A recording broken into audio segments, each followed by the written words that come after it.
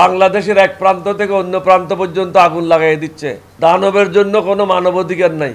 ইদানিং আপনারা দেখেছেন বিভিন্ন জায়গায় আগুন লাগছে এবং দেশের সম্পদ জ্বলছে। এটা একটা পরিকল্পিত জিনিস। আপনারা যদি এয়ারপোর্টে একটা ফটো দেখেন, কানে মোবাইল ফোন লাগাইছে, বলছে আমরা নিরাপদে সরে যাচ্ছি। অর্থাৎ হাসিনা এবং তার লোটা বাহিনী, আমরা প্রথম থেকেই এলডিপি একমাত্র রাজনৈতিক দল প্রথম থেকে বলে আসছে চুপ্পুকে সরাতে হবে, কারণ মাথা রেখে দেহকে কখনো অবশ করা যাবে না। মাথা ঠিক আছে, দেহ ঠিক থাকবে। মাথা হলো রাষ্ট্রপতি, কিন্তু আমরা জানি না কি কারণে, কি উদ্দেশ্যে, কে বা কারা চুপ্পুকে আশ্রয় দিচ্ছে। এই আশ্রয় দেওয়ার ফলে চুপ্পুর নেতৃত্বে বলতে পারেন আওয়ামী লীগের লোকেরা বিভিন্ন জায়গায় অ্যাক্টিভ হচ্ছে এবং প্রতিনিয়ত মিছিল মিটিং করছে। পুলিশ যাওয়ার আগে তারা পলায়ে যায়। এটা হলো তাদের চিরদিনের স্বভাব। আমরা প্রথম থেকে পরিষ্কারভাবে বলেছি, যারা আমাদের ছেলে মেয়েদেরকে হত্যা করেছে বা হত্যার সাথে সহযোগিতা করেছে, সরাসরি হত্যার সাথে জড়িত ছিল আওয়ামী লীগ এবং তাদের সহযোগিতা করেছে জাতীয় পার্টি। সুতরাং এই দেশে তাদের রাজনীতি করার কোনো অধিকার নাই। এখানে মানবাধিকার শুধু মানবের জন্য, দানবের জন্য কোনো মানবাধিকার নাই। আমাদের যারা সম্পদ লুণ্ঠন করেছে, ন্যায় বিচার নষ্ট করেছে, মানুষকে কষ্ট দিয়েছে, দেশের সম্পদ লুণ্ঠন করেছে, কয়েক শত RICL TMX, যুগের পর যুগ স্থাপনা থাকে মজবুত।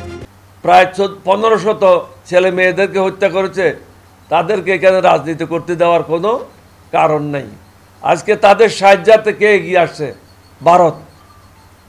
ভারতের জনগণের সাথে আমাদের কোনো শত্রুতা নাই, কিন্তু আমরা মনে করি ভারত সরকার হাসিনা এবং আওয়ামী লীগের লোটা বাহিনীদেরকে আশ্রয় দিয়ে বাংলাদেশের বিরুদ্ধে অবস্থান নিয়েছে। এবং হাসিনার পরামর্শে আপনারা কয়েকদিন আগেই দেখেছেন এস আলম ভারত সফর করে প্রায় 2000 কোটি টাকা তাদেরকে 2500 কোটি টাকা শেখ হাসিনাকে দিয়েছে। ওই টাকা খরচ করে বাংলাদেশের এক প্রান্ত থেকে অন্য প্রান্ত পর্যন্ত আগুন লাগাই দিচ্ছে। এখন আমরা দেশবাসীকে বলবো, আপনারা সজাগ হন। এটা একা সরকারের পক্ষে, পুলিশের পক্ষে, আর্মির পক্ষে বা সশস্ত্র বাহিনীর পক্ষে করা সম্ভব না।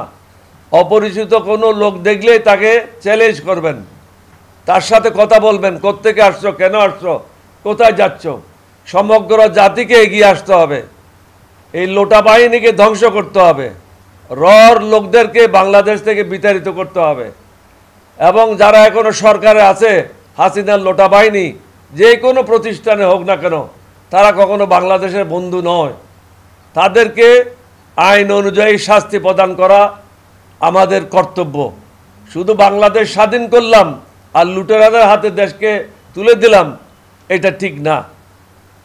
আমরা সমগ্র জাতিকে বলবো, আপনারা ঐক্যবদ্ধ হন। ঐক্যবদ্ধ হয়ে ভারতের যে লোটা বাহিনী, হাসিনার যে লোটা বাহিনী, তাদেরকে চিরতরে বাংলাদেশ থেকে বিতাড়িত করতে হবে।